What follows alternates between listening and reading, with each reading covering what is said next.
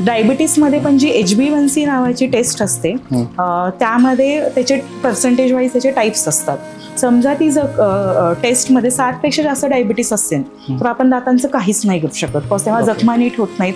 आपण अगदी पेशंटना टच पण नाही देऊ शकत, म्हणजे जखमच नीट नाही होत. जसं मी सांगितलं की आपण रूट कॅनल करतो, आपण नस काढतो, नस स्वच्छ करतो, मग आपण पेशंटना ऍडवाइस देतो की कॅप बसवणं खूप महत्वाचं आहे, की दाताचा मजबूतपणा निघून जातो बिकॉज नस नाहीये म्हणून. बॉडीशी कनेक्ट तुटून जातो ना दाताचा, ते आहे म्हणून आहे तिथं फक्त सॉकेटमध्ये, आणि आपण मागच्या दाढेने चावतो, बायटिंग फोर्सेस खूप जास्त असतात, तेव्हा ती कॅप नसेल तर तुला तुटून जातो. मग एक तुकडा पडतो, मग पेशंटचा येतो फोन की मॅडम माझे तुकडे पडतात दाताचे, मग आता काय. मग प्रेग्नन्सीमध्ये पण म्हणजे दातांची जी हायजीन आहे ती खूप महत्वाची आहे, कारण की प्रेग्नन्सीमध्ये इस्ट्रोजन नावाचं हॉर्मोन असतं, ते खूप जास्त असतं बेबीच्या वाढीसाठी, बेबी त्या वूममध्ये छान टिकण्यासाठी. सो त्यामध्ये काय होतं की, आणि ब्लड सर्क्युलेशन पण बॉडीमध्ये जास्त वाटतं, कारण की बेबीकडे पण ते द्यायचं असतं. गम्स त्यांनी सुचतात, मग खूप जणांना असं वाटतं की माझ्या गम्स सुचत आहेत, मग आता काय, आणि खूप जणांना माहितही नसतं काय असतं ते. सो ते विदाऊट ॲनेस्थेशिया दात काढतात, तिथं इन्फेक्शन होतं पेशंटना.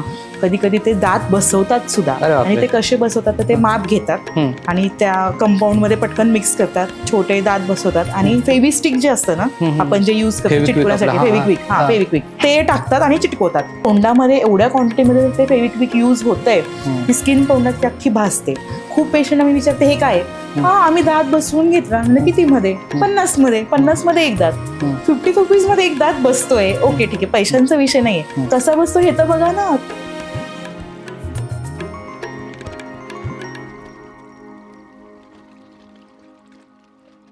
नमस्कार मंडळी, जय शिवराय. सतत काहीतरी वेगळं मध्ये तुमचं पुन्हा एकदा स्वागत. नवरात्र स्पेशल श्री शक्ती जागरमध्ये आपण अशा स्त्रियांशी भेटतोय आणि त्यांच्या कथा किंवा त्यांच्या प्रेरणा आपण त्यांच्याकडनं घेतोय. आज आपल्याकडे अशीच एक गेस्ट आहे, ज्या स्वतः डॉक्टर आहेत, ज्या डेंटिस्ट आहेत, सगळ्यांच्या डेंटल केअर ते आपल्याला टिप्स किंवा माहिती देणार आहात. तर तुम्ही आवर्जून शेवटपर्यंत हा एपिसोड बघा, आणि तुमच्या काही समस्या असतील तर त्या तुम्ही नक्की कमेंट बॉक्समध्ये टाका, ज्या आपण भविष्यामध्ये एखादा पॉडकास्ट जर परत डॉक्टरांसोबत घेतला तर ते त्याची नक्की तुम्हाला उत्तरं देतील. तर आज आपल्यासोबत आहेत डॉक्टर तन्मयी देशपांडे. नमस्ते. तुमचं सतत काहीतरी वेगळं मध्ये पुन्हा स्वागत आहे. Thank you so much. आपण बऱ्याच वेळा बघतो की मोठ्या माणसांचे दात किडण्याचं प्रमाण म्हणा किंवा पडण्याचं प्रमाण खूप जास्त असतं, पण लहान जे मूळ असतं, जस्ट जन्मलेलं मूल असतं किंवा आईच्या पोटात असतानाच बाळाची प्रोसेस दाताची जी असते, तर त्याबद्दल तुम्ही काय सांगाल? सो बेसिकली जेव्हा एखादी वुमन प्रेग्नेंट असते, तिच्या वूम मध्ये बेबी असतो, तेव्हा 10व्या वीक पासूनच तोंडाची डेव्हलपमेंट स्टार्ट होते, आणि अगदी 10व्या वीक पासून एक पार्ट बनायला स्टार्ट होतं. दात पण मध्येच बनतात, दातांचा शेप, दातांची साईज, दात कुठे, कोणता दात, दातांचे टाईप्स असतात, दाढा सेम नसतात, पुढचे दात सेम नसतात साईजनी, ह्याची साईज, त्याची पोझिशन हे सुद्धा आईच्या पोटामध्येच जेनेटिक वे मध्ये डिसाईड होत असतं.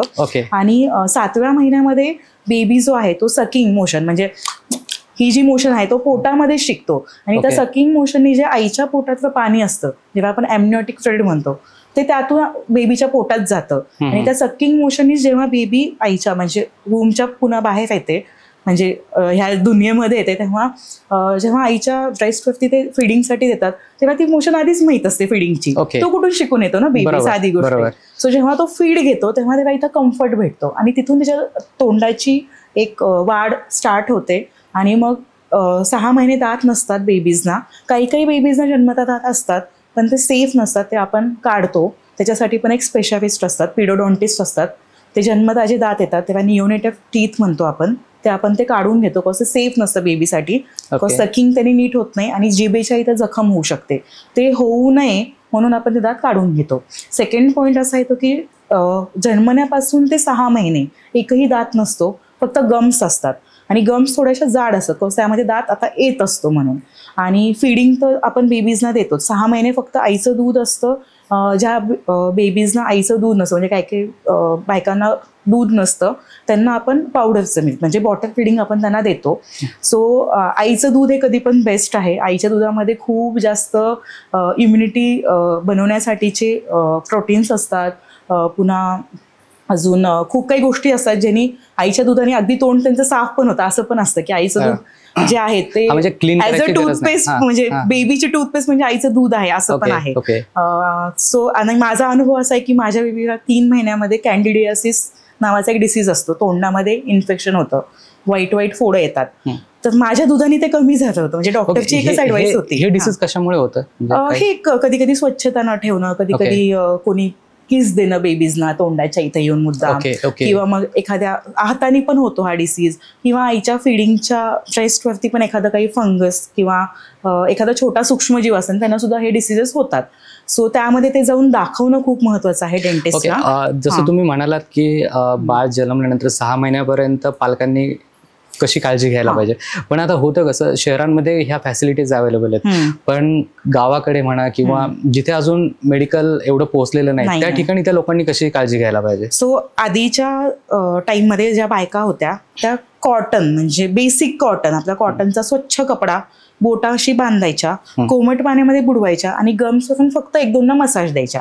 त्यांनी काय व्हायचं की 6 महिन्यामध्ये काही जेवण जात नाही, पण दुधाचे छोटे छोटे पार्टिकल्स असतात आणि दुधामध्ये पण थोडंसं गोड असतंच, ते जे साठतं ते निघून जायचं. आता सिलिकॉन ब्रशेस पण येतात, म्हणजे ते आपण बोटावरती ठेवून ते त्यांना आपण घासू शकतो असं. सो ती आपण हायजीन ठेवू शकतो. गावाकडे पण हे सोपं आहे करणं, खूप काही अवघड नाही. कॉटन तर बेस्ट आहे आणि बेबीजला कॉटनने काही होत नाही. सो 6 महिन्यापर्यंत आपण हे ठेवू शकतो. 6व्या ते 8व्या महिन्यापर्यंत फर्स्ट दात येतो, जे पुढचे असतात दात असतात, आणि त्यानंतर मग त्यांचे सिक्वेन्स वाईज दात येत जातात. त्या दाताचा येण्याचा टाइम हा फिक्स असतो आणि असं डिपेंड नाही की 6व्याच महिन्यात येणं महत्वाचं किंवा 8व्याच महिन्यात येणं महत्वाचं असंही नाहीये. त्या बेबीच्या बॉडीच्या हिशोबाने ते होतं. किंवा जे सकिंग मोशन जी मी म्हणतेय, जन्मतात जी असते ती कशी आहे किंवा त्यांनी तुमची वाढ कशी होती, मेन तुमची वाढ सकिंग मोशननी जॉची जी वाढ आहे ती व्यवस्थित होते. आणि मी म्हणतेय की म्हणजे मी पण मॉडर्न जगामध्ये जगतीये, पण आजकाल खूप जणी ब्रेस्ट फिडिंग देत नाहीत आणि ते खूप चुकीचं आहे. बिकॉज तुम्ही वॉटर फिडिंग देतायत, ते जे त्याचं निपट असतं पुढचं ते फक्त टंगच्या इथेच जातं, मध्येपर्यंत जात नाही. आणि मग जे दूध आहे ते तोंडामध्येच कंटिन्यू होतं. बरोबर, ते कंटिन्यू दूध तोंडामध्ये असेल तर किडीचे चान्सेस वाढतात. बायपास करून ते डायरेक्ट आतमध्ये जातं दूध, तिथे म्हणजे जेव्हा आई सकिंग देते बेबीला तिच्या ब्रेस्टवरती, तेव्हा ते निपट अख्खं घशापर्यंत जातं आणि तिथून पोटामध्ये दूध जातं. तोंडाशी संबंधच येत नाही त्या बेबीचा.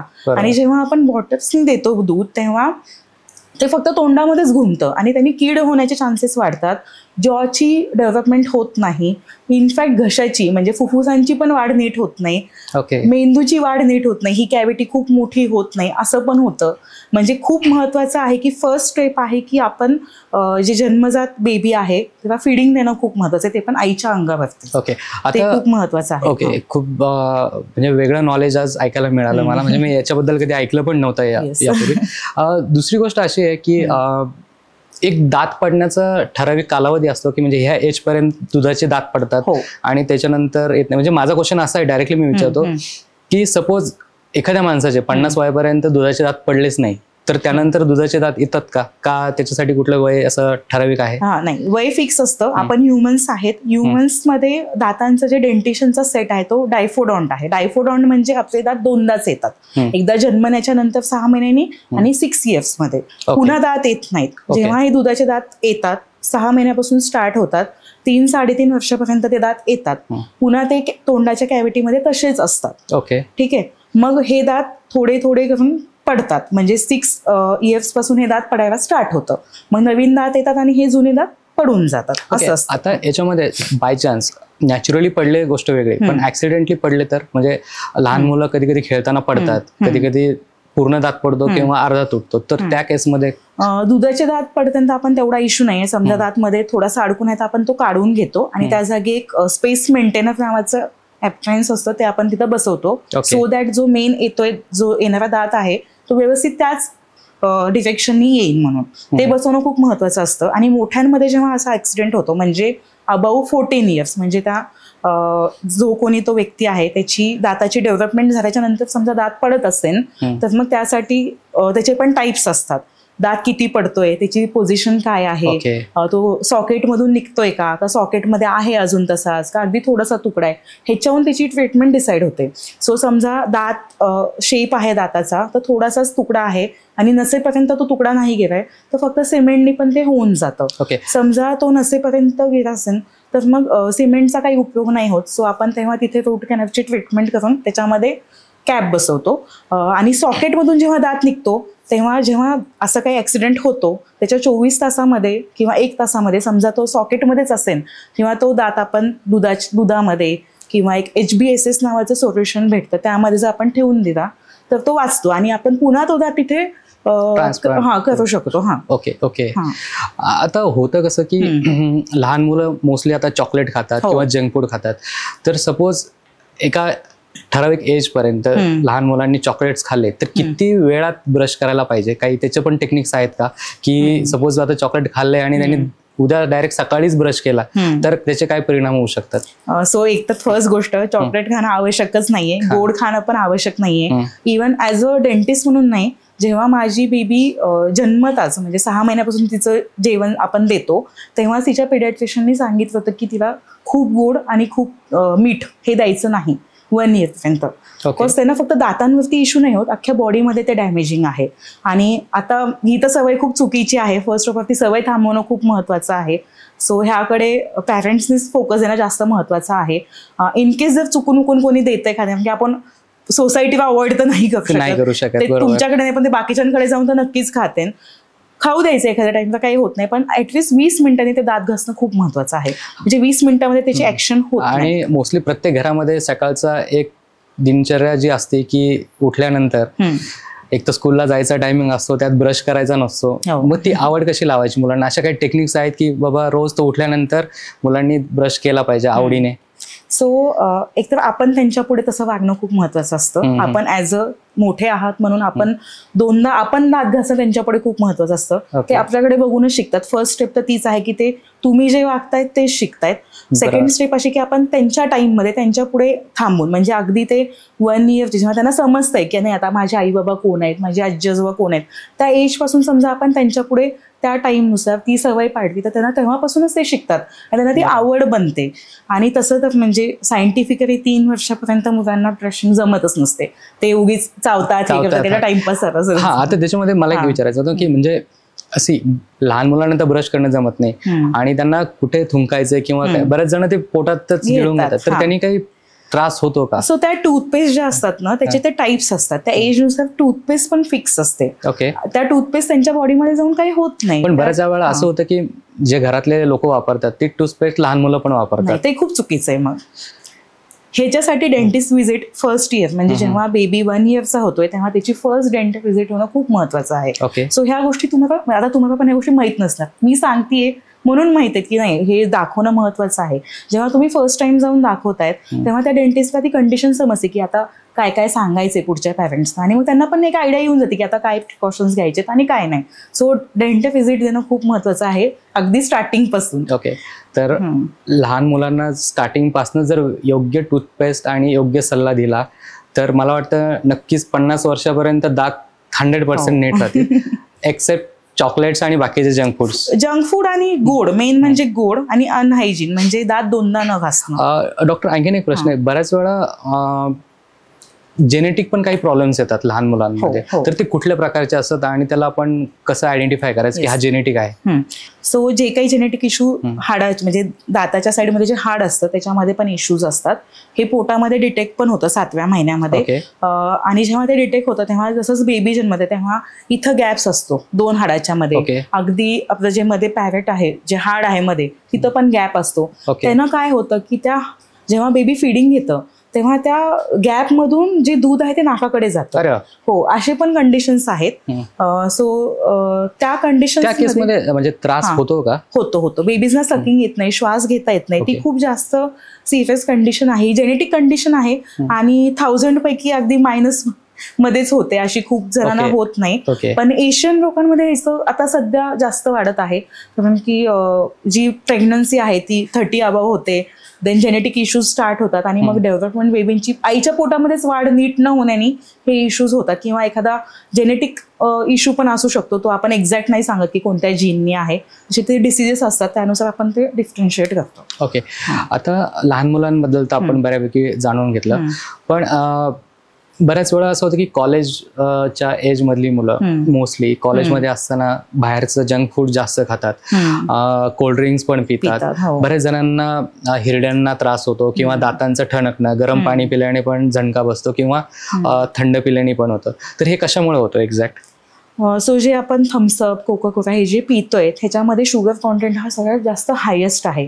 एवढं कोणत्या मिठाईमध्ये पण नसेल एवढं जास्त त्याच्यामध्ये आहे. आणि आपण जेव्हा ते पितो तेव्हा आपण तोंडामध्ये खूप टाइम नाही ठेवत, आपण कंटिन्यू सिप घेतो त्याचा, आणि ते जास्त सिप घेण्याने ते दातामध्ये टिकून, म्हणजे दाताचं जे प्रोटेक्शन असतं इनॅमर त्याच्यावरती ते स्टिक ऑन होतं.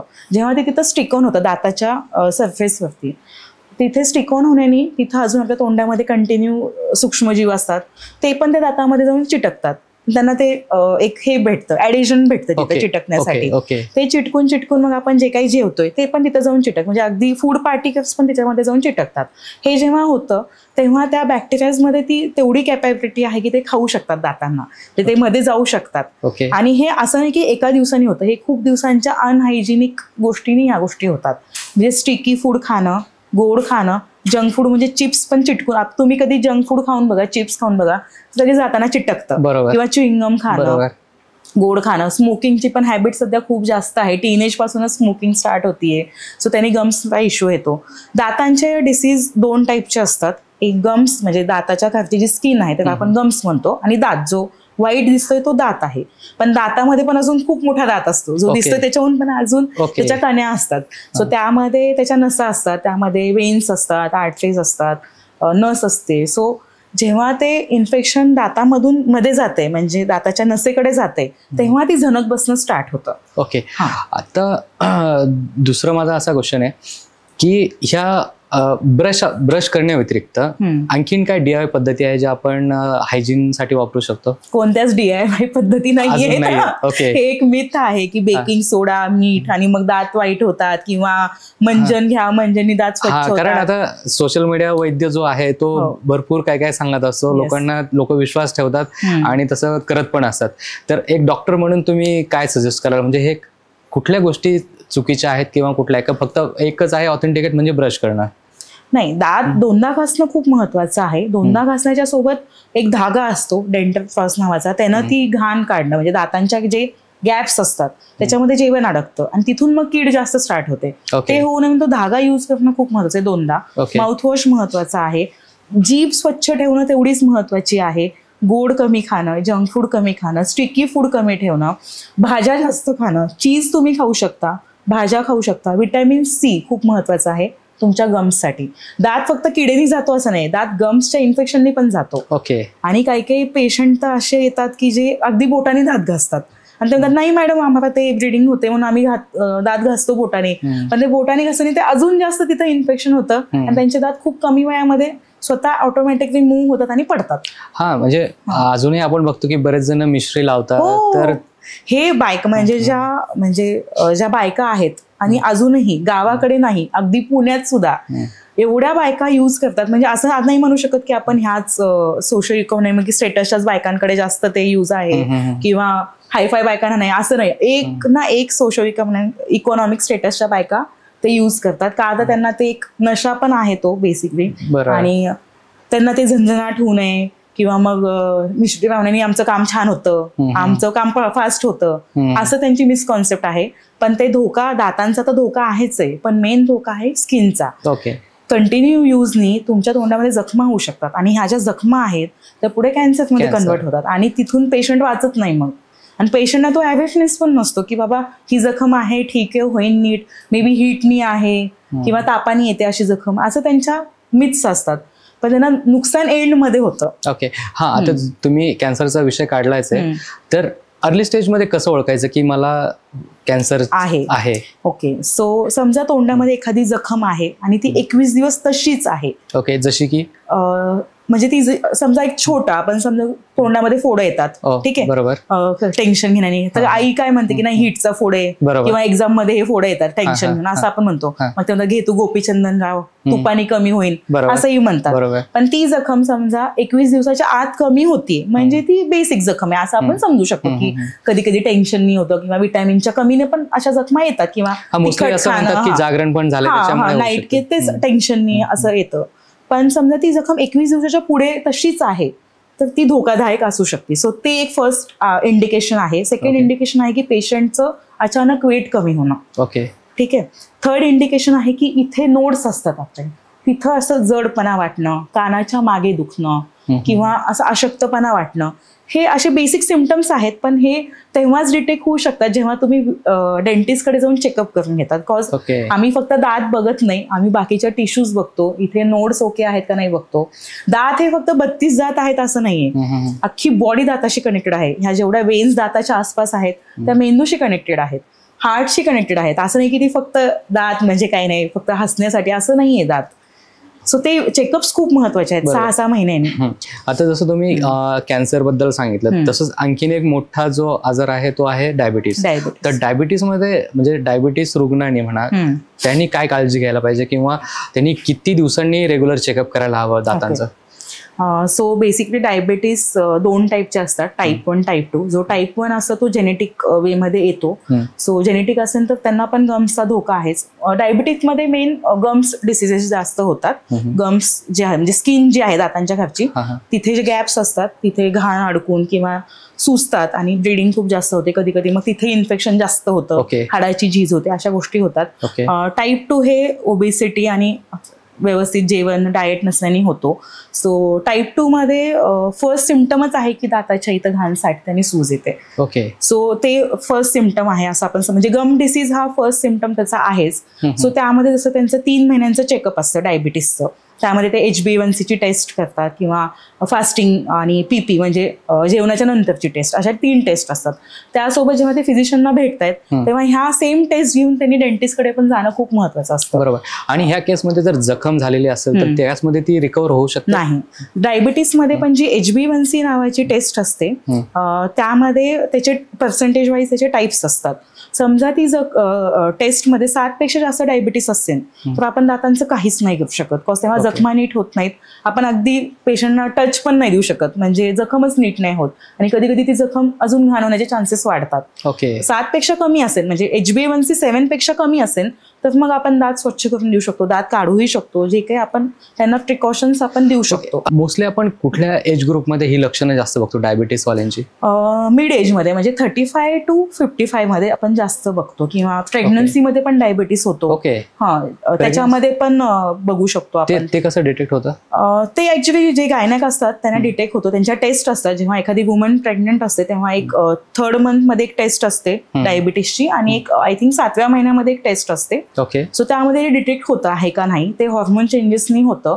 त्यामध्ये पण आपण त्यांना सांगतो की दात स्वच्छ ठेवा, 2दा दात घासा, माउथवॉश यूज करणं महत्वाचं आहे. माउथवॉश नाही तर मग ऍटलीस्ट कोमट पाण्यामध्ये 2 चमचा तुम्ही मीठ टाका, गुडणी करून फुंकून द्या, हे तरी एवढं होणं महत्वाचं आहे. ओके. आणि अजून एक पॉईंट असा की प्रेग्नन्सीमध्ये पण दातांची म्हणजे दातांची जी हायजीन आहे ती खूप महत्वाची आहे. कारण की प्रेग्नन्सीमध्ये इस्ट्रोजन नावाचं हॉर्मोन असतं ते खूप जास्त असतं बेबीच्या वाढीसाठी, बेबी त्या वूममध्ये छान टिकण्यासाठी.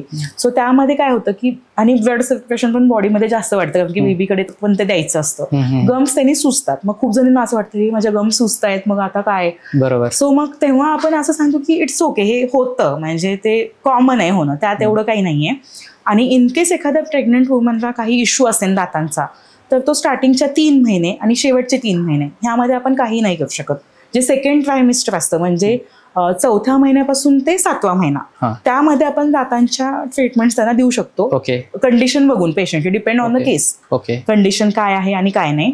मोस्टली खूप जणींना फोडं येतात गम्सवरती. सो तेव्हा पायोजेनिक सिस्ट किंवा ग्रॅन्युलोमा असं आपण म्हणतो, ते कॉमन आहे येणं.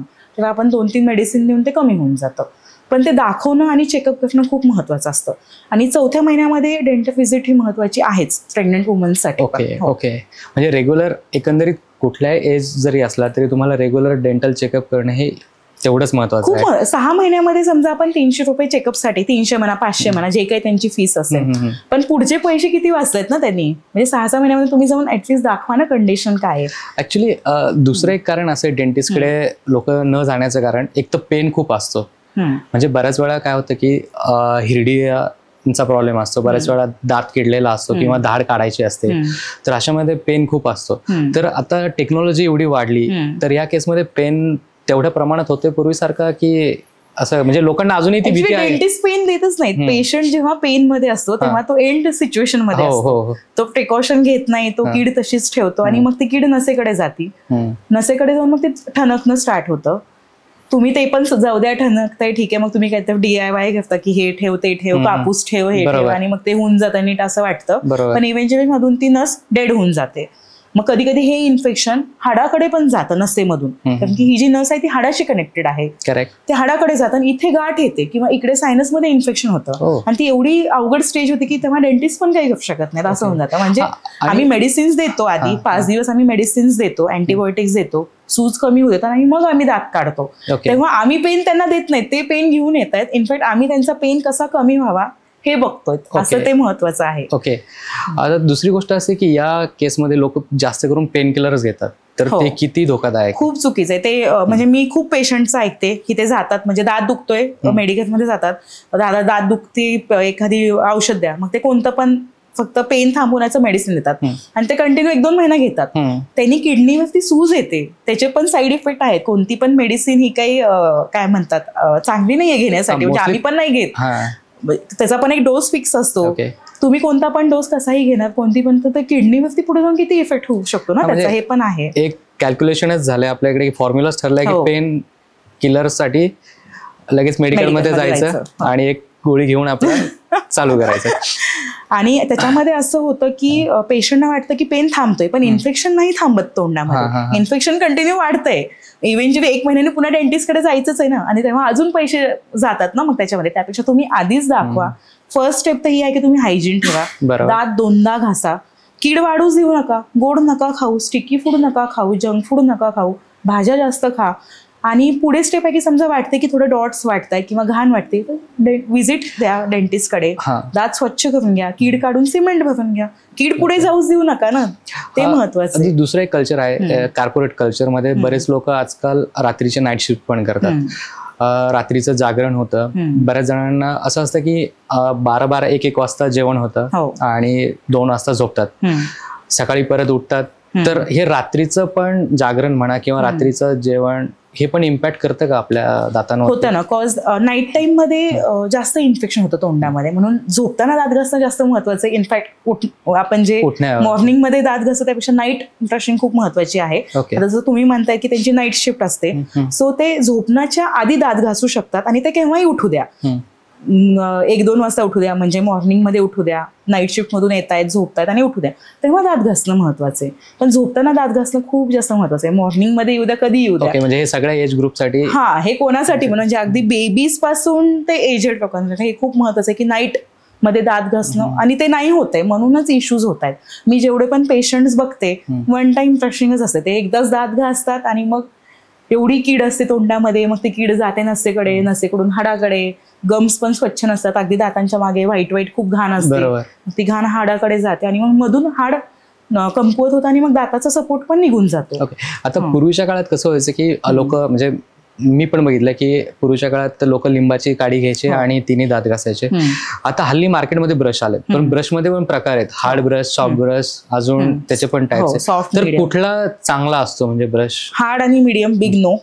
जो सॉफ्ट आहे तोच हवाय, बिकॉज हार्ड आणि मीडियमनी दाताचं जे प्रोटेक्शन आहे ना ते पूर्ण घासून जातं. आणि आपण घासतो दात असे एकदम खसखस, म्हणजे मी पण छोटेपणी मी तसेच घासायचे, असे आडवे उभे खसखस, त्याने ते प्रोटेक्शन निघून गेलं की मग नसा ओपन होतात आणि मग सेन्सिटिव्हिटीचे इश्यू वाढतात, दात कमकुवत होतो, कीड वाढते, नसेकडे कीड जास्त जाते. ओके, जे झंझणाट आपण म्हणतो किंवा ठणक लागणे, ह्याच गोष्टींमुळे त्याचे मेन कॉजेस आहेत, 5 कॉजेस आहेत. एक तर ब्रशिंग जे तुम्ही म्हणतात हार्ड आणि मीडियम. सेकंड आयुर्वेदिक टूथपेस्ट म्हणजे पतंजली, मेस्वाक, विको, ज्या काही, त्याची पार्टिकल साईज खूप जास्त मोठी आहे आणि ती पेस्ट पण खूप जण जास्त घेतात, तो एक इम्पॅक्ट आहे. तंबाखू, चिविंग, गुटखा चिविंग, बडीशोप, बीटरनट चिविंग ह्यानी पण दातांची झीज होते.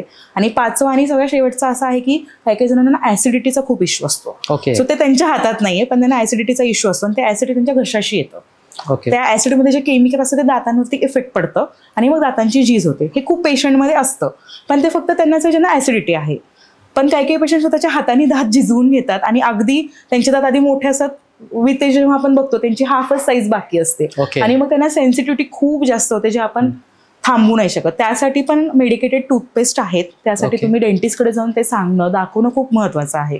अगदी एका टूथपेस्ट तुमची सेन्सिटिव्हिटी थांबते, काय बिघडतं ना. बरोबर. आणि दात पण छान मेंटेन होतो. हो. आणि दुसरी गोष्ट आहे, हिरड्यांना पण कधी कधी सूज येते किंवा हिरड्या पण कमकवत होतात आणि दात असे गॅप्स त्याच्यामध्ये दिसायला लागतात. तर याच्या मागचं कारण काय असतं?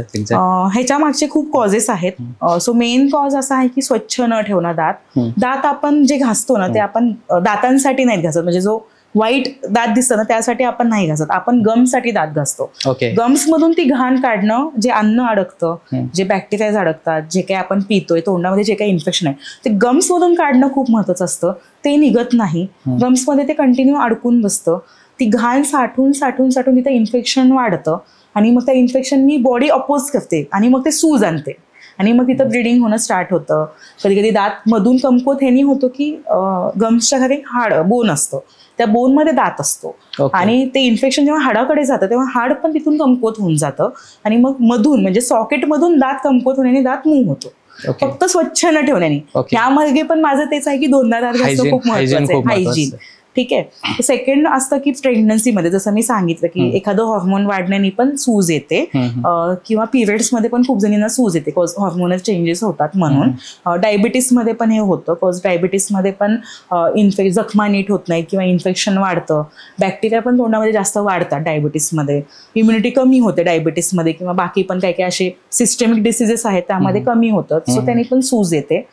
तर ते डिसीज हे करण्यासाठी मेन आहे की हायजीन. समजा ती घाण आहे, आता माहिती आहे की ती घाण आहे, तर ऍटलिस्ट डेंटिस्टकडे जाऊन ती घाण काढून घेणं तरी महत्वाचं आहे. दर 6 महिन्याने एकदा दात स्वच्छ करून घेणं खूप महत्वाचं आहे. आणखीन एक महत्वाचं असं की तरुण एजमध्ये म्हणजे जे मुलं मोस्टली सोशल मीडियावरती ऍक्टिव्ह असतात, रील्स बनवतात किंवा बऱ्याच वेळा काय होतं की रील्स मध्ये चांगलं दिसण्यासाठी त्यांचे पिवळे दात असतात, तर त्यासाठी ते च्युइंगम खाणं किंवा कोणी लवंग खातं. तर हे म्हणजे ऍक्च्युअल मध्ये काम करतं की करायला नाही पाहिजे? काय म्हणजे ऍज अ डॉक्टर तुम्ही काय सांगाल? सो व्हाईटनिंग जी ऍज अ डेंटिस्ट जे करतात, म्हणजे टीथ व्हाईटनिंग ही खूप मोठी जास्त कॉम्प्लिकेटेड प्रोसिजर आहे. म्हणजे आपण ते आणि खूप डेंटिस्टना ती येत पण नाही असं पण आहे. म्हणजे त्यामध्ये पण स्पेशालिस्ट असतात. सो तुम्ही त्यांच्याकडून जर आपण घेतली तर ती योग्य आहे. किंवा कधी कधी दात पडतो तेव्हा तो दाताच्या इथं थोडासा शेड चेंज होतो, तेव्हा तुम्ही घेऊ शकता. पण उगीच तुमचे आणि शेड काय आहे ना, आपला जो शेड आहे, साईज आहे, जसं मी आधी सांगितलं की आईच्या पोटामध्येच डिसाइडेड असते. आणि ऍज अ इंडियन्स आपले दात खूप वाईट नसतातच, थोडेसे हे म्हणजे थोडासा हेअरवॉशनेस असतोच. ते का असतं? कारण आपली स्किन तशी आहे आणि स्किन नुसार तुमच्या दाताचा शेड आईच्या पोटामध्ये डिसाइड होतो. तो पुन्हा आणि तुम्ही काय चेंज करताय ना तो छान शेड, म्हणजे काही आवश्यकताच नाहीये. मी बऱ्याच वेळा बघितलं की काही जण शेप चेंज करण्यासाठी ब्रेसेस पण वापरतात, डॉक्टरांकडनं करून घेतात की नाही माझा असा प्रॉब्लेम आहे. म्हणजे खरंच आवश्यकता असेल तर ते महत्वाचं आहे, कारण की हाडासाठी पण ते महत्वाचं आहे. तसेच बसवणं हे हाडासाठी खूप महत्वाचं आहे. म्हणजे पुढे जाऊन त्यांना इथं हाडाच्या इथं एक जॉईंट असतो TMJ, तिथे इश्यू येऊ नये किंवा ते दिसण्यासाठी पण आहेच, पण बायटिंगसाठी पण तेवढाच महत्वाचं आहे. पण ते ज्यांना आवश्यक आहे तेच करून घेतात. आता या गोष्टीमध्ये हायजीन कशी मेंटेन करतात? म्हणजे ब्रेसेस असतात तर आपण जेवण पण करतो, ते रिमूव्ह पण करता येतं की बरेच काही फिक्स पण असतात? तर त्या केसमध्ये त्याच्यामध्ये 3 टाईप असतात. काही फिक्स असतात, काही काड्या करायचे पण असतात, जे अरायनर्स, आता नवीन टेक्निक जी आहे ते दिसून पण येत नाहीत, आणि काही फिक्स असतात. त्याच्यामध्ये आपण 2दा दात घासण्यासाठी सांगतो. त्यांचं ऑर्थोचा एक सेपरेट एक स्पेशलिस्ट ब्रश पण असतो, त्यांनी ते दात घासू शकतात. थोडंसं फायबर फूड म्हणजे नॉनव्हेजचे जे फायबर्स असतात, चिकन मटन हे आपण थोडे दिवस नाही सांगतो त्यांना, पण खूप पेशंट खातातच, ते काही सोडत नाहीत. आणि त्यांच्यामध्ये पण एक मशीन असते ज्याच्यामधून पाणी निघतं, सो त्या पाण्याने पण ती घाण जाऊ शकते, म्हणजे असं पण आहे. हायजीनच आहे मेन, तेच आहे की 2दा दात घासणं, फायबरस फूड म्हणजे जिथं त्यामध्ये काही अडकावं असं नाही खायचं. पण ठीक आहे, एवढं काही सिग्निफिकन्स नाही आहे त्याचा, म्हणजे फूड तुम्ही थोडीच एवढे दिवस बंद ठेवू शकता. डॉक्टर आणखीन एक आहे की सपोज अर्ली स्टेजला दात किडतोय आपल्याला, म्हणजे कळतंय की मला माझा दात किडलेला आहे कीड किंवा आहे, कीड लागायला सुरुवात झाली, तर आपण याच्यामध्ये काय प्रिव्हेन्शन घेऊ शकतो किंवा काय करू शकतो?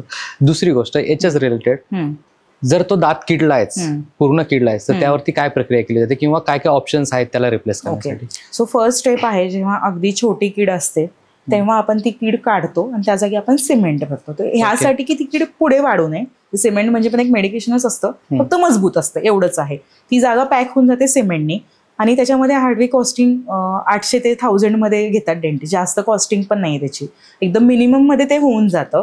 कधी कधी आपण म्हणतो जाऊ द्या ठीक आहे एवढं काही नाही, आणि मग त्या खड्ड्यामध्ये म्हणजे जिथं कीड आहे तिथे खड्डा होतो आणि मग त्यामध्ये जेवण अडकतं. मग फूड स्टक होण्याने ती कीड अजून वाढते, तिथं इन्फेक्शन अजून वाढतं. बेसिकली कीड म्हणजे एक इन्फेक्शनच आहे, ते अजून काही नाही. ते फक्त कीड, आपण ते नाव कीड म्हणून आपण ठेवणार, पण ते एक इन्फेक्शनच आहे. ते इन्फेक्शन पुढे वाढतं, मग ते नसेकडे जातं आणि नसेमध्ये वेन्स असतात, आर्टरीज असतात, खूप गोष्टी म्हणजे बॉडीतून ज्या बाकी हातापायांना ज्या आहेत टिश्यूज त्या त्याच्यामध्ये दातामध्ये पण असतात. हा, आता याच्यामध्ये आणखीन एक मी तुम्हाला विचारेल की सपोज बऱ्याच वेळा दाढ किडलेली असते, तर तिला आपण दुर्लक्ष केलं तर शेजारच्या दाताला किंवा याला पण त्रास व्हायला सुरुवात होते. ती हे इन्फेक्शन आहे, हे थांबत नाही, हे वाढतच जातं. एक दात काय, दोन दात काय, हे कंटिन्यू तर मध्ये पण वाढतं आणि असं साईडनी पण वाढतं, असं असतं. सो फर्स्ट स्टेप आहे सिमेंट. सेकंड स्टेप, समजा तुमच्या नसेकडे ते इन्फेक्शन जाते तर मग रूट कॅनलची ट्रीटमेंट, ज्यामध्ये आपण नस स्वच्छ करतो, ती जागा आपण स्वच्छ करून त्या जागी आपण खोटी नस म्हणजे कंपाऊंड असतं गटापरच्या नावाचा, त्याने ती जागा पॅक करून टाकतो आणि तो दात त्या सॉकेटमध्ये जसा आहे तसाच मेंटेन होतो. फक्त एकच त्यामध्ये नुकसान होतं की दात म्हणजे बॉडीपासून त्या दाताचा सपोर्ट थोडासा निघून जातो. बऱ्याच वेळा काय होतं की ट्रीटमेंट तर चालू करतो तो पेशंट, पण होतं कसं की बऱ्याच वेळा काही पेशंटची आर्थिक परिस्थिती एवढी नसते की ते तेवढा खर्च हे करण्यासाठी, तर अर्धवट सोडून देतात आणि चला आता मला बरं वाटतंय, आणि मग परत तो साधारण 1 वर्षानंतर किंवा 6 महिन्यानंतर त्याला परत त्रास व्हायला लागतो. तर ती जी तुम्ही आधी मेहनत केलेली असती ती परत तुम्हाला रुटीन पासून चालू करायला लागतं की कसं? नाही, काय होतं की आता जसं मी सांगितलं की आपण रूट कॅनल करतो, आपण नस काढतो, नस स्वच्छ करतो, मग आपण पेशंटना ऍडवाइस देतो की कॅप बसवणं खूप महत्वाचं आहे, की दाताचा मजबूतपणा निघून जातो, बिकॉज नस नाहीये म्हणून. बॉडीशी कनेक्ट तुटून जातो ना दाताचा, ते आहे म्हणून आहे तिथं फक्त सॉकेटमध्ये, आणि आपण मागच्या दाढीने चावतो, बायटिंग फोर्सेस खूप जास्त असतात, तेव्हा ती कॅप नसेल तर तुला तुटून जातो, मग एक तुकडा पडतो, मग पेशंटचा येतो फोन की मॅडम माझे तुकडे पडतात दाताचे, मग आता काय? मग आम्ही त्यांना ते सांगू की अहो मॅडम तीच ऍडवाइस देते की तुम्ही कॅप बसवून घ्या. सो खूप जण कॅप बसवत नाहीत आणि मग काय होतं की दात तुटतो आणि पुन्हा कॅप बसवायची पण कंडिशन असते, बिकॉज कॅप पण आपण दातावरती बसवतो आणि दातच नसेल तर आपण कॅप कुठं बसवणार ना, त्या कंडिशन मध्ये आपण दात काढतो. ही कॅप बसवतो म्हणजे एक्झॅक्टली काय मटेरियल असतं? म्हणजे सो त्याच्यामध्ये टाइप्स असतात, अगदी स्टील म्हणजे कंपाऊंड वरती ते असतं, सिरॅमिक असतं आणि अजून झिरकोनिया नावाचे कंपाऊंड असतं, त्या म्हणजे तो धातू आहेत बेसिकली, त्या धातूनुसार त्या कॅप्स असतात. सो जेव्हा आपण FCT म्हणजे रूट कॅनल करतो त्यानंतर आपण त्या दाताला थोडासा शेप देतो, थोडासा कटिंग देतो आणि कटिंग वरती तो आपण माप घेऊन ती कॅप बसवतो. ती कॅप फक्त सपोर्टसाठी आहे आणि त्याची बायटिंग आहे, जी बायटिंग आपण खातो, आपण जेवण जेवतो त्यामध्ये फोर्सेस पडतात, ते त्या दाताकडे जाण्यापेक्षा त्या धातूकडे जातात, म्हणजे त्या कॅपकडे जातात आणि मग दात वाचतो, असं होतं.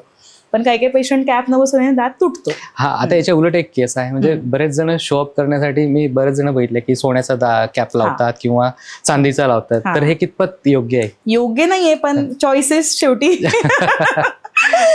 तो कीड असताना आपण दात म्हणजे कीड काढणं, नस स्वच्छ करणं, त्याच्यावरून कॅप बसवणं हे योग्य आहे, पण अननेसेसरी कीड नसताना तो दात कट करणं आणि उगीच ते शो साठी कॅप बसवणं हे खूप चुकीचं आहे, असं माझं ओपिनियन आहे. बाकी त्यांची चॉईस आणि हाऊस आहे, आपण त्यांना तसं काही म्हणू शकत नाही. त्याने नुकसान काय होतं की आता नाही पण एक 10-20 वर्षांनी तिथे कीड स्टार्ट होते, तो दात पुन्हा मधून किडतो, मग दाताचं नुकसानच होतं ना इव्हेंच्युअली. ते होऊ नये म्हणून आता माझ्या हातामध्ये जखम आहे तर मग मी फर्स्ट एड देईन, मी बँडेज बांधेन, पण जखम नाही की मी उगीच बँडेज बांधून तर बसणार नाही ना, मग कशासाठी शो ऑफ उगीच? ते टॅटू सारखंच झालं की नाही दाखवायचे म्हणून, त्याचा काही फायदा नाही, शो ऑफ करण्यात काही उपयोगच नाही, आणि ते ऍक्च्युअली सांगू का छान नाही दिसत गोष्टी. ते पण आहे. आता दुसरी गोष्ट आणखीन एक मला सांगायचं की बऱ्याच जणांची परिस्थिती नसते, तर अशा कुठल्या NGOs आहे की पुण्यामध्ये किंवा महाराष्ट्रामध्ये की जेणेकरून ऍटलिस्ट त्या महिलेला किंवा ती लोक त्या NGOच्या माध्यमातून आपल्या दातांची ऍटलिस्ट चेकअप तरी करून घेतील आणि त्यानुसार ट्रीटमेंट तरी करतील? असे खूप एनजीओ इंडियामध्ये आहेत आणि गव्हर्नमेंट हॉस्पिटल्स पण आहेत जे फ्री ऑफ कॉस्ट चेकअप्स आणि ट्रीटमेंट देतात. तिथं जाऊन दाखवणं तरी महत्वाचं आहे. आणि पुण्यामध्ये 2-3 एनजीओ मला माहित आहेत. स्वतः एका एनजीओ मध्ये कामासाठी होते. समर्थ युवा फाउंडेशन म्हणून एक एनजीओ आहे. चंद्रकांत दादा आणि राजेश पांडे ह्या दोघांचा तो एनजीओ आहे. सो त्याच्यामध्ये फक्त दातांचं नाही तर बायकांच्या स्तनाच्या कॅन्सरची पण टेस्ट होते, बीपीची पण टेस्ट होते, शुगरची पण टेस्ट होते, आय चेकअप पण होतं आणि विदाऊट टेकिंग एनी कॉस्ट. म्हणजे ते पेशंट कडून काहीही पैसे घेत नाहीत आणि ते सगळं चेकअप करतात. इनफॅक्ट दातामध्ये चेकअप तर होतच पण माउथ कॅन्सरची टेस्ट पण त्यांच्याकडे आहे. त्यांची ती व्हॅन आहे. व्हॅन मध्ये ह्या एक गोष्टी आहेत. आणि ह्या कुठल्या एरियामध्ये ते मुव्हिंग असतं पुण्यामध्ये. त्यांचा कॉन्टॅक्ट नंबर आपण देऊ शकतो त्यांना. आणि अजून आहे दगडूशेठ, त्यांची पण व्हॅन्स आहेत. त्यांच्या एका व्हॅन मध्ये पण डेंटल सेटअप आहे. ते चेकअप घेतात. पुन्हा जे काही पुढच्या ट्रीटमेंटसाठी त्यांचे टायअप्स आहेत त्या डेंटिस्टकडे ते पेशंट्सना पाठवतात आणि हे त्यांचे चेकअप्स कंटिन्यू असतात. प्लस अजून एक केपी मध्ये एक एनजीओ आहे, त्यांचं मला नाव नाही आठवतंय सध्या. सो ते तर सिमेंट भरणं, दात काढणं हे पण त्यांच्या व्हॅनमध्ये होतं. म्हणजे एवढ्या ऍडव्हान्स टेक्निक आणि एवढ्या ऍडव्हान्स व्हॅन पुण्यात आहेत तर इंडियामध्ये पण आहेच आहेत. आणि जी माउथ कॅन्सरची मी मशीन म्हणतीये ना की अगदी फोनमध्ये कसं आपण फोटो घेतो तसं त्या मशीनमध्ये त्या जखमेचा फोटो येतो आणि त्यातून डिसाईड होतं की हा म्हणजे कॅन्सरची जागा कोणती आहे, बायोप्सीची एक्झॅक्ट पोझिशन कोणती आहे. म्हणजे आपण त्या पेशंटना दाखवू शकतो की बघा बाबा ही जखम आहे.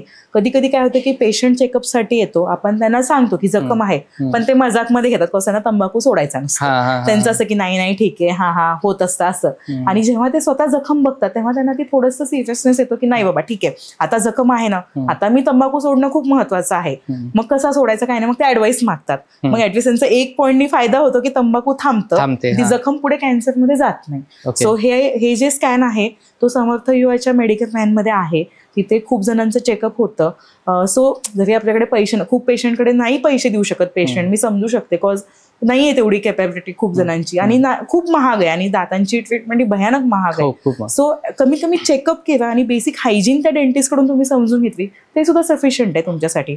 किंवा तुमच्या टोबॅकोची, गुटख्याची, पुन्हा बीटरनटची किंवा अजून काही मिश्री खाण्याची समजा सवय असेल तर कमीत कमी जाऊन त्यांना 6-6 महिन्यात एकदा डेंटिस्टना ते दाखवा की माझं तोंड ओके आहे ना. एक तर फर्स्ट हॅबिट सोडा, ते खूप महत्वाचं आहे. स्मोकिंगनी, तंबाखूनी, गुटख्यानी आणि बाकी हे जे काही निकोटीनचे हे आहेत ह्यानी फक्त दातांमध्ये आणि स्किनमध्ये नाही अख्ख्या बॉडी डॅमेज आहे. फुफ्फुसं डॅमेज होतात, इंटेस्टाईन डॅमेज होते, अख्खी बॉडी डॅमेज होती आणि ही सवय भयानक जास्त आहे इंडियामध्ये. आउट ऑफ इंडिया हा माउथ कॅन्सर खूप कमी आहे, खूप क्वचित जणांना होतो. पण इंडियामध्ये तुम्ही बघता की आज ह्यांची टेस्ट होती, आज ह्यांची बायोप्सी होती, आज ह्यांची हे ऍडमिट होते कशासाठी तर तोंडामध्ये गाठ होती. ते कॉमन आहे. म्हणजे अगदी माझ्या सख्ख्या काकांचं मी सांगते आणि त्यांचं घर अगदी इकडेच आहे. सो त्यांना सुद्धा माउथ कॅन्सरचं डिटेक्शन एका पिडियाट्रिशियन कडून झालं. म्हणजे माझ्या भावाचा एक बॅचमेट होता जो पिडियाट्रिशियन आहे, त्यांनी ती जखम बघितली, त्यांना सांगितलं की काही ऑड वाटते, जाऊन दाखवा. मग समजले की स्टेज 2 ची जखम आहे. नशीब ते आता ओके आहेत. पण माझा एक सख्खा मावस भाऊ त्या जखमेने म्हणजे माउथ कॅन्सरने त्याची डेथ झाली. तेव्हा पण तंबाखूची सवय होती आणि गावाकडे तर ही सवय भयानक आहे. अगदी माणसांमध्ये नाही बायकांमध्ये पण तेवढीच आहे. हो, आणि तंबाखू पण खातात बायका. गावाकडे काही, इथं पुण्यामध्ये पण खूप बायका तंबाखू खातात आणि त्या एकदम अभिमानाने सांगतात की आम्ही तंबाखू खातो आणि ठीक आहे मॅडम सवय आता नाही मोडू शकत. आणि मग मी अशी की आता काय सांगणार ना, पण मी त्यांना भीती दाखवते की तुम्ही जखम तुमची वाढू नये म्हणून आपण तेच त्यांना सांगणं खूप महत्वाचं आहे. ते डिटेक्ट होणं, त्याचा अवेअरनेस वाढवणं, त्याचे डिसएडव्हान्टेजेस काय हे सांगणं खूप महत्वाचं आहे. असे खूप एनजीओज आहेत.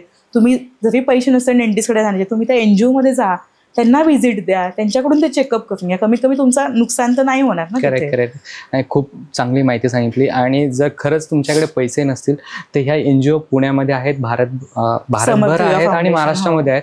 तर मॅडम डॉक्टरांचा तर नंबर मी खाली देणारच आहे. जर तुम्हाला वाटलं की तुमच्याकडे पैसे नाही आहेत आणि तुम्हाला ह्या एनजीओ थ्रू चाचणी करायची तर तुम्ही डॉक्टरांना नक्की व्हिजिट करा, त्यांच्याकडनं नंबर घ्या, कारण त्या पण त्या सोशल एनजीओशी जुडलेल्या आहेत आणि ते ह्या व्हॅन्समधनं अनेक लोकांना अशा सेवा देत आहेत. तर आणखीन एक दुसरा मुद्दा असा होता, हे झालं एनजीओचं. भारतामध्ये ओरल कॅन्सरचं प्रमाण इतकं वाढतंय, त्याच्या मागचं एक्झॅक्टली कारण काय? जसं तुम्ही म्हणालात मगाशी की स्मोकिंग म्हणा, गुटखा, हे तर आहेत, पण याच्या व्यतिरिक्त आणखीन काय आहे का हेच कारण आहे की याच्यामुळेच होतं? हेच आहे असं पण म्हणू शकतो. काही काही जेनेटिक इश्यू पण असतो, जेनेटिकली पण कॅन्सर होतो. असं नाही की हेच आहे आणि हेनीच होतो असं नाहीये. एखादा पेशंट असं जो की खूप दिवसांपासून स्मोकिंगची हॅबिट आहे, स्टील ही इज ओके, पण एखादा यंग पेशंट आहे ज्याला काही सवय नसून पण होऊ शकतो. तर ते जेनेटिक वेज आहेत, फूड हॅबिट्स आहेत. आपण आता भाज्या कमी खातो, फ्रुट्स कमी खातो. म्हणजे मी असे किस्से काय ऐकलेत की अरे नाही म्हणजे याला तर याची सवयच नाही पण तरी याला झालंय. हे जेनेटिकमुळे होतं, जेनेटिक होतं किंवा फूड हॅबिट्सनी होतं. तिखट जास्त खाण्याने पण कधी कधी तोंड फाटतं, मग ती जखम नीट होत नाही.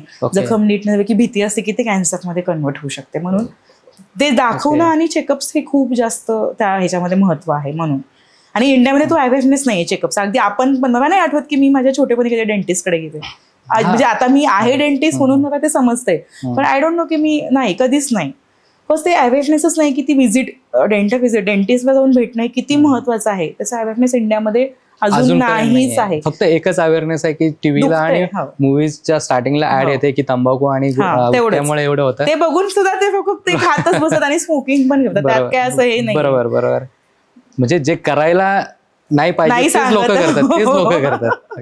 ते आवडतंय ना, आपण नाही म्हणलो की ते जास्त करतात. त्याच्यामुळेच भारतामध्ये याचा आकडा वाढण्याचं प्रमाण त्याच्यामुळे जास्त आहे. न ऐकणं. आणि कॅन्सरचं जेनेटिक्स सध्या आपल्याकडे जास्त आहेच इंडियन सोसायटीमध्ये. म्हणजे तोंडाच्या कॅन्सरचं आहे, बायकांमध्ये स्तनाच्या कॅन्सरचं आहे, गर्भाशयाच्या पिशवीचं पण तेवढंच जास्त आहे. सो ह्याचे प्रिकॉशन घेणं तर महत्वाचं आहेच आहे. पण इनकेस काही असं ऑड वाटतंय की वजन कमी होतंय किंवा एखादी गाठ आहे ती एकदम अचानक वाढतीये किंवा त्या गाठीची साईज वाढते, तोंडातली असू द्या, स्तनाची असू द्या किंवा पिशवी कोणत्याही जागेची असू द्या, तर त्यामध्ये डिटेक्शन खूप महत्वाचं आहे. जेवढं पटकन डिटेक्शन होईल तेवढं पटकन तो पेशंट त्यातून वाचेल. जेवढं उशिरा डिटेक्शन होईल तो पेशंट नाही वाचत. सो म्हणून इनकेस जरी होतंय तर भिवू नका, ऍटलिस्ट जाऊन दाखवा. काही काही पेशंट असे असतात की ठीक आहे जखम आहे ना, मग ते भितात, नको बाबा काहीतरी निघायचं, माउथ कॅन्सर निघायचा, मग बाकीच्यांना फायनान्शियल इश्यू येणार, मग घरच्यांना इश्यू येणार, मग आपली बॉडी डॅमेज होईल, किमोमध्ये केस जातात. ही पण भीती असते बायकांमध्ये, काय माणसांमध्ये पण असतेच. बायकांमध्ये जास्त आहे कारण त्यांना पैशांचं खूप टेन्शन असतं की घरचं कसं बजेट होईल काय नाही. सो ते जाऊन दाखवत नाहीत आणि मग ती जखम खूप वाढते. हे माझ्या एका नातेवाईकांसोबत पण असंच होऊ नये. पण अशा बऱ्याच संस्था आहेत की चला फायनान्शियल प्रॉब्लेम असेल तर अशा भरपूर काही संस्था आहेत की त्या फ्री ऑफ कॉस्ट मध्ये देतात. हो, म्हणजे त्या कारणामुळे जर तुम्ही ट्रीटमेंट सीएम फंड आहे, पीएम फंड आहे, तुम्ही गव्हर्नमेंट कडून मदत घेऊ शकता. गव्हर्नमेंट ससून आहे. आणि मेन इश्यू असं आहे की गव्हर्नमेंटनी पण ह्याकडे फोकस देणं खूप महत्वाचं आहे. काही काही ठिकाणी खूप जास्त मोठे डिपार्टमेंट्स आहेत, पण मी जेव्हा ससूनमध्ये बघितलं अगदी दाताचं एकदम छोटं डिपार्टमेंट आहे, त्यामध्ये येतात पेशंट, तिथं पण येतात असं नाहीये. किंवा DY पाटीलमध्ये खूप छान वेनं ट्रीटमेंट होते. DY पाटील, सिंहगड, भारती विद्यापीठ, इकडे खूप छान डिटेक्शन होतं. पेशंटला तिथे कमीमध्ये फायदा पडू शकतो. फक्त जाणं महत्वाचं आहे, भिवून बसणं महत्वाचं नाही की नाही बाबा आहे जखम मग काही तर नवीन येईन, मग नको, मग पैसे जाते. ही मेंटॅलिटी काढणं महत्वाचं आहे. पैशांची मदत कशी येते पण बॉडीची मदत नाही येऊ शकत. डॅमेज आपण पैशांनी नाही आणू शकत ना, ते तुमच्या हातात आहे. डिटेक्शन खूप महत्वाचं आहे त्यामध्ये. हे झालं आता सगळं पेशंट बद्दल, पण आता तुमच्याकडे भरपूर वेगवेगळ्या प्रकारचे पेशंट्स येतात, तर काही असे संसर्गजन्य रोग पण असतात की ज्याच्यामुळे तुम्हालाही त्याचा त्रास होऊ शकतो भविष्यात. तर ते कुठले असतात आणि कशा प्रकारचे असतात? सो फर्स्ट धोका मला HIV चा आहे आणि हेपॅटायटिस B. हे 2 हानिकारक डिसीजेस आहेत. सेकंड आहे TB, थर्ड आहे TB. कोविडमध्ये कोविडची भीती खूप जास्त होते, कॉज डिरेक्टली कॉन्टॅक्ट व्हायचा आणि most of the time dentist बंदच होते आय थिंक कोविडमध्ये, कॉज भीती होतेच की त्या पार्टिकल्स मधून पण कोविडचे हे जाऊ शकतात. कोविडची भीती आहे, TBची भीती तर आहेच, आणि असे सिस्टमॅटिक डिसीजची भीती असते तिथून कॉन्टॅक्ट होऊ शकतो. कधी कधी काही काही डेंटिस्ट घाईमध्ये असतात, एखादी सुई टोचली पेशंटची आणि तिथून पण तो HIV किंवा हेपॅटायटिस जाऊ शकतो. त्यामध्ये आपण प्रिकॉशन्स हे घेऊ शकतो. स्कूप टेक्निक असते ज्यामध्ये आपण जी सुई असते ती हाताने बंद न करण्यापेक्षा आपण ती टोपण असं म्हणजे ओढून ते बंद करून ठेवू शकतो. त्यांनी काय होतं की धोका जातो. हँड ग्लोव्ज घालणं महत्वाचं आहे, मास्क महत्वाचं आहे, N95 यूज करणं खूप जास्त महत्वाचं आहे. स्वतःची हायजीन तेवढीच महत्वाची आहे आणि जे आपण पेशंटमध्ये सामान यूज करतोय त्याची हायजीन पण तेवढीच महत्वाची आहे. किंवा जे आता आमचे असिस्टंट असतात किंवा सिस्टर्स असतात, स्टाफ असतो, ते इन्स्ट्रुमेंट स्वतःच्या हाताने धुतात त्यांच्या हायजीनकडे फोकस देणं पण तेवढंच महत्वाचं आहे. म्हणजे स्वतःची तर हायजीन आहेच महत्वाची, पण तुमच्या स्टाफची हायजीन पण तेवढीच महत्वाची आहे. आता मला तेच विचारायचं की सपोज फर्स्ट टाइम कुठला पेशंट आलाय तर तुम्ही कसं आयडेंटिफाय करता आता केला HIV आहे किंवा याला कुठला संसर्गजन्य म्हणजे अशा कुठला टेस्ट करून घेता का तुम्ही? सो आपण काय करतो, फर्स्ट आपण पेशंट येतो, आपण त्यांना मेडिकल हिस्ट्री विचारतो की BP आहे का, डायबिटीस आहे का. मोस्टली HIV आणि हेपेटायटिस पेशंट हे सांगत नाही की त्यांना आहे, त्यांना ते सोशल ऍक्सेप्टन्स आपल्याकडे नाहीये त्या, आणि ते पण बिचारा त्यांची पण त्यात काही चूक नाहीये, सो ते सांगत नाही. पण आम्ही आयडिया काय करतो की आम्ही त्यांना विचारतो की तुम्ही कोणते मेडिसिन घेता का. मग कधी कधी ते मेडिसिनचे नाव सांगतात, मग त्या मेडिसिनून समजतं की मे बी हा HIV आहे किंवा हेपेटायटिस आहे. पण आजकाल पेशंट सांगतात, आधी नाही सांगायचे, असं व्हायचं. अवेअरनेस आता आहे, आणि HIV चे पेशंट आता खूप कमी आहेत आधीपेक्षा, आणि हेपेटायटिस पण आता खूप कमी झालाय. वॅक्सिनेशन पण आहेच, आम्ही पण वॅक्सिन घेतो, आणि सो त्याचा पण एक धोका थोडासा कमी होतो. देन त्यामध्ये अजून एक असं होतं की तोंडामध्ये सिम्पटम्स दिसतात HIVचे, त्याच्या स्टेजेस फिक्स असतात. सिम्पटम्स कसे असतात? सो सिम्पटम्स मध्ये असं की स्टेज 1, स्टेज 2 त्या स्टेजेस असतात. त्यामध्ये तोंडामध्ये व्हाईट असे कॅन्डिडियासिस नावाचं जे मी सांगितलं ते दिसतं, म्हणजे व्हाईट असे फोडं दिसतात, व्हाईट स्पॉट्स दिसतात. पुन्हा हायजीन समजते, हायजीनहून समजतं कीड जास्त असते, त्या स्टेजेसनुसार ते HIVचं फिक्स होतं, आणि कधी कधी समजतं. किंवा डाग असतात जिभेवरती कधी कधी केस पण येतात. हा, तर HIV पेशंट मध्ये केस येतात. हो, सो त्या केसांहून समजतं की हा बाबा हे HIVचा पेशंट आहे हा, असं. म्हणजे त्याचे सिम्पटम्स, त्याचे इंडिकेशन्स असतात, ते दिसतं पेशंटमध्ये. मग आम्ही विचारतो अजून जास्त. आणि जेव्हा HIV पेशंटचं मी अजून एक माझी अशी इच्छा आहे सांगायची की अजूनही इंडियन सोसायटीमध्ये त्यांच्याविषयी ऍक्सेप्टन्स नाही आहे. पेशंट म्हणजे ऍज अ डेंटिस्ट, खूप डेंटिस्टना पण नाही आहे आणि सोसायटीला पण नाही आहे.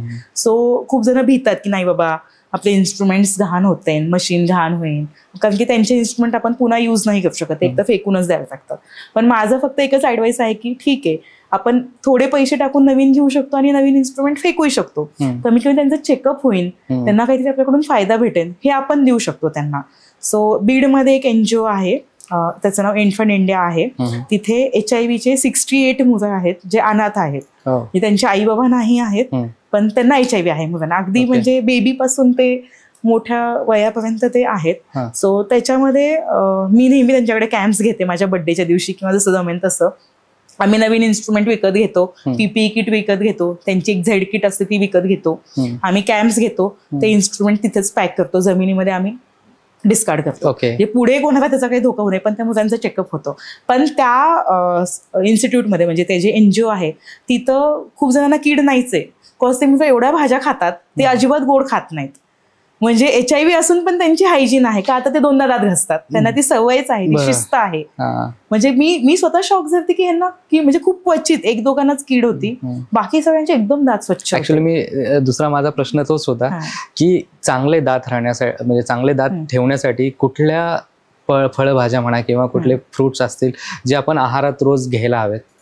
विटॅमिन C खूप महत्वाचं आहे दातासाठी, ज्याच्यामध्ये म्हणजे मोसंबी, सिट्रस फूड्स म्हणजे जे आपण म्हणतो विटॅमिन C ज्यातून भेटतं. भाज्या आवश्यक आहेत, नॉनव्हेज पण आवश्यक आहे, कारण की नॉनव्हेजमधून म्हणजे चिकन मटन त्याच्या बोन्समधून कॅल्शियम भेटतं, ते पण दाताला एक मजबूतपणा देतं. आणि व्हेजिटेरियन असेल त्यांच्यासाठी ते मूग, मटकी, म्हणजे जे काही स्टिकी आणि गोड नाहीये ना ते एकदम बाकी सगळं ओके. आणि आपण जेव्हा जेवतोय ना 80% फूड हे तोंडामध्येच पचतं, 20% हे पोटाच्या ऍसिडमध्ये जाऊन पचतं. सो जेव्हा तुम्ही जेवताय तेव्हा तुम्ही जे म्हणायचे ना 32 टाइम चावा, ते ऍक्च्युली आवश्यक आहे. तुम्ही खूप टाइम चावा, तुम्ही खूप टाइम तोंडामध्ये घास ठेवा. तुम्ही फास्ट खाताय, पोटामध्ये ते फूड जाते, ते पचत नाहीये, मग त्याचे पोटामध्ये पण इश्यूज येतात, असं होतं. तुम्ही व्यवस्थित जेवण जेवा, छान ऍसिड मिक्स होते, आपल्या तोंडामध्ये कंटिन्यू ऍसिड येतात, ही जी थुंकी असते त्याच्यामध्ये ऍसिड्स असतात, ते छान मिक्स होतात आणि मग ते पोटामध्ये जातं, छान जेवण पचतं आणि मग बॉडी पण छान मेंटेन होते. सो तोंड आणि दात हे खूप महत्वाचे आहेत म्हणून. आणि ज्या पेशंटला दात नसतात त्यांना चिविंगचा खूप इश्यू येतो, मग त्यांना ऍसिडिटीचे इश्यू स्टार्ट होतात. आता बऱ्याच वेळा काय होतं की काही जणांना अशा सवय असतात की फक्त राईट साईडने चावून खाणार, काही जण फक्त लेफ्टनी, तर याचा पण काही प्रॉब्लेम होऊ शकतो असं? एवढं काही सिग्निफिकंट नाही, कारण की जेव्हा आपण चावतो जरी वाटते की आपण ह्या साईडने चावतोय, पण ही साईड पण वर्किंग मध्ये असते. तुम्ही इकडून खावा किंवा इकडून खावा, हे दोन्ही जेव्हा कंटिन्यू मूव्ह होतच असतात, सो त्याचा काही सिग्निफिकन्स नाही. डॉक्टर, आणखीन एक महत्वाचं म्हणजे जे एजेड लोक आहेत त्याच्यामध्ये डेंचर आणि इम्प्लांट सारखे पण पद्धती आहेत, याचा पण खूप जास्त हल्ली वापर होताना बघतोय. तर याबद्दल काय सांगाल तुम्ही थोडंसं? सो आपण एजेड जे असतात पीपल त्यांच्यामध्ये दात खूप जणांना नसतात, अगदी छोट्या मुलांसारखा जॉ म्हणजे फक्त गम्स असतात, दात नसतात, त्यांना चावता येत नाही आणि मग ऍसिडिटीचे इश्यू होतात जे मी आता सांगत होते तेच. सो त्यामध्ये आपण दोन ऑप्शन्स देऊ शकतो त्यांना, की एकतर जे पेशंट डायबेटिक आहेत आणि ज्यांची हाड ओके आहे म्हणजे हाड खूप कमी नाहीये त्यामध्ये आपण डेंचर बसवू शकतो, किंवा पेशंटची बजेट वाईज त्यांचं इकॉनॉमिकल स्टेटस पण तेवढं पाहिजे, कारण की इम्प्लांट हे खूप महाग आहे, डेंचर त्या मानाने कमी आहे. सो आपण डेंचरसाठी आपण 5-6 माप घेतो त्या गम्सचं, त्या हाडाचं, त्यानुसार हाड पण तेवढं मजबूत पाहिजे आणि मग त्या हाडाच्या मेजरमेंटनुसार आपण ते डेंचर बनवून देतो पेशंटला. ते पण त्यांच्या अगदी ह्या पोर्शन पासून इथे म्हणजे ह्या जॉशी ते एकदम व्यवस्थित असायला पाहिजे, तेव्हाच ते नीट बसतं. मग त्यांना ते थोडं का होईना जेवता येतं त्यांनी. आणि इम्प्लांटमध्ये आपण नट टाकतो हाडामध्ये, आपण डेंचर जे आहे ते फक्त हाडाचं माप घेऊन वरती बसवतो, पण आपण इम्प्लांट हे हाडाच्या मध्ये टाकतो.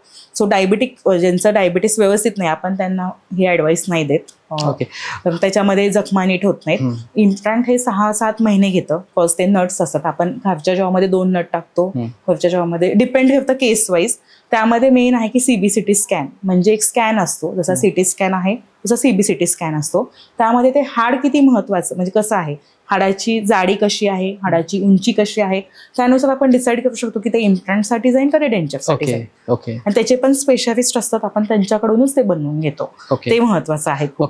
सगळ्यात महत्वाचं आता आपल्याला तर माहिती आहे की डेंटल ट्रीटमेंट ह्या खूप महागड्या आहेत आणि बऱ्याच केसेसमध्ये ज्या पॉलिसीज लोक काढतात त्याच्यामध्ये ह्या कव्हर्स पण नाही होत. तर अशा कुठल्या पॉलिसीज आहेत का ज्याच्यामध्ये डेंटल सुविधा कव्हर होतात?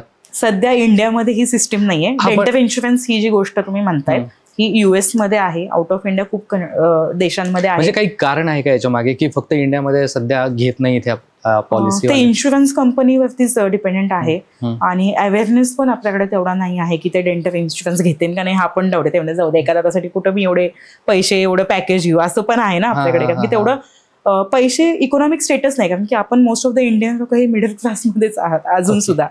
10% हे जास्त आहेत आणि बाकी तर मग काय झोपडपट्टीमध्ये तर तुम्ही अपेक्षाच नाही ठेवू शकत की ते जाऊन पॅकेज घेतील म्हणून. सो अजून ते येईन म्हणजे इंडियामध्ये यायचंय अजून, जेव्हा येईल तेव्हा नक्की चेंजेस दिसून येते, एवढं फिक्स आहे. आणि अजून एक आहे की जरी महाग असेल ट्रीटमेंट ठीक आहे, पण जर तुम्ही व्यवस्थित टाइम टू टाइम प्रिकॉशन्स घेतले तर तुमचे पैसे तुम्ही स्वतः वाचवतायत. दात स्वच्छ ठेवा, कीड आहे कीड काढून घ्या, सिमेंट बसवून घ्या, कीड पुढे गेले तुम्ही रोट करून कॅप बसवून घ्या, दात किडका आहे तर तुम्ही दात काढून घ्या, तुम्ही इम्प्लांट बसवून घ्या. म्हणजे असं तुम्ही स्वतःचेच पैसे हायजीननी वाचवताय. बरोबर.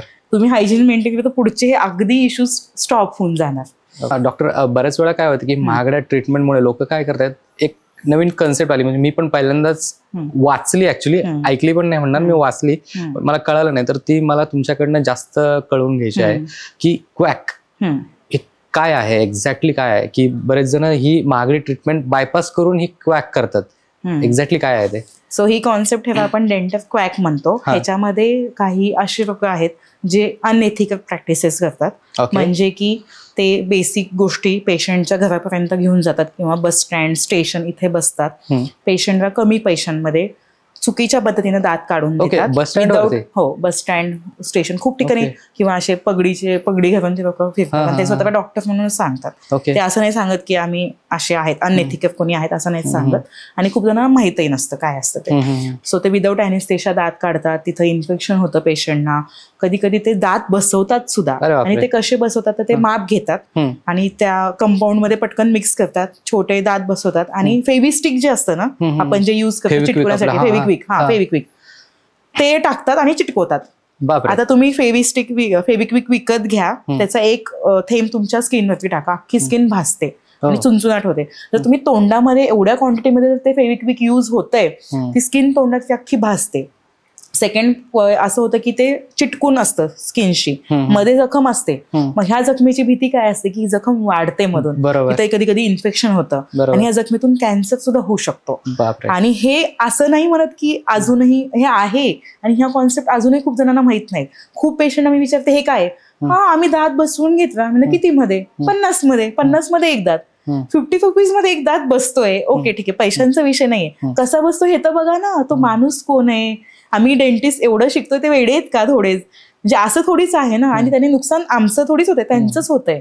आणि मग असे कित्येक पेशंट आहे ज्यांना मध्ये गाठी होतात, गाठी पुढे जाऊन धोकादायकच होतात. आणि मग आपण जरी कोणाकडे तसं असेल, कोणा त्या पेशंटमध्ये तसं चुकीची पद्धती क्वॅक, तर ते काढून घ्या कमीत कमी, स्वतःला वाचवा त्या गोष्टीपासून, कारण ते खूप चुकीचं आहे.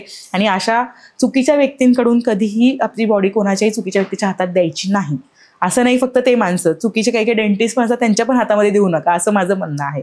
ओके, खूप महत्वाची माहिती दिली. अजून एक आहे की म्हणजे मला एका कंपनीचं नाव मेन्शन नाही द्यायचंय, पण खूप जण होम स्कॅनिंग करतात आणि त्याच्यामधून ते म्हणजे पेशंटना वेडेवाकडे ज्यांचे दात आहेत त्यांना ते ट्रीटमेंट देतात घरी येऊन व्हिजिट करून.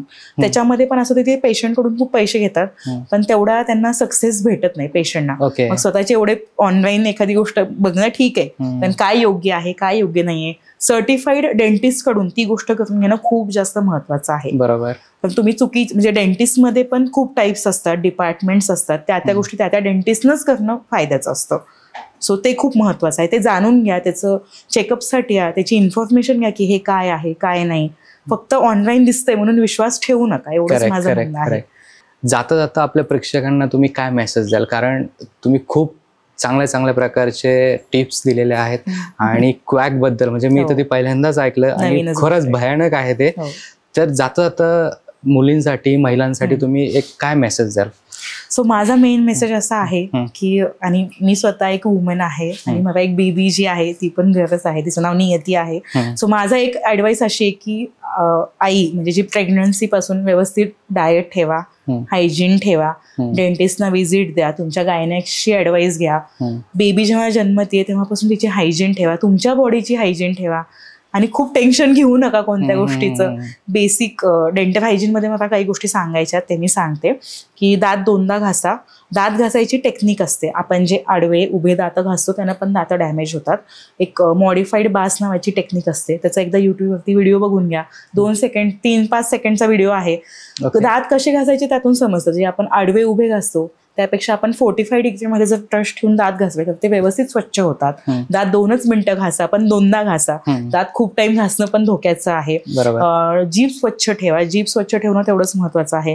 तोंडाचा वास येत असेल तर माउथवॉश यूज करा, त्या डेंटिस्ट कडून ती ऍडवाइस घ्या.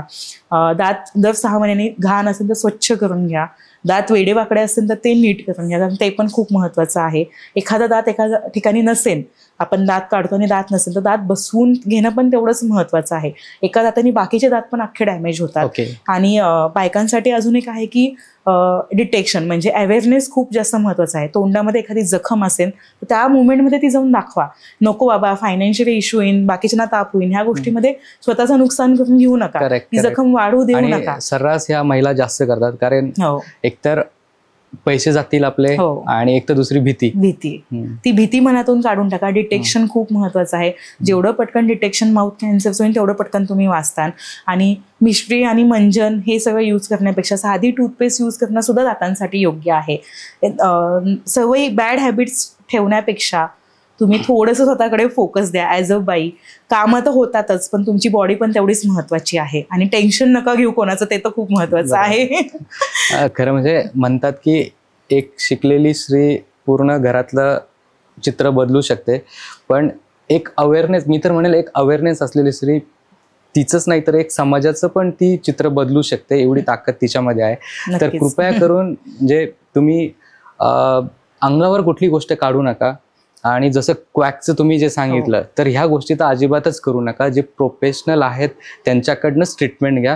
म्हणजे कोणी कमी पैशामध्ये देत आहे, म्हणजे तुमच्याकडे पैसे नाही तर तुम्ही तिकडनं ट्रीटमेंट करून घ्या. त्यासाठी NGOs आहेत, गव्हर्नमेंट हॉस्पिटल्स आहेत, तर इन्स्टिट्यूट्स आहेत मोठे मोठे. DY पाटील आहे खूप, आणि प्रत्येक सिटीमध्ये इन्स्टिट्यूट्स आहेत. बरोबर, तिथे कमी मध्ये होतं तिथे जाऊन दाखवा, ते महत्वाचं आहे. दाखवणं जाणं हे महत्वाचं, खूप महत्वाचं. भीतीमध्ये बसू नका, दाखवा जाऊन, काही होत नाही. कधी कधी नसेल पण मग टेन्शन पण निघून जातं.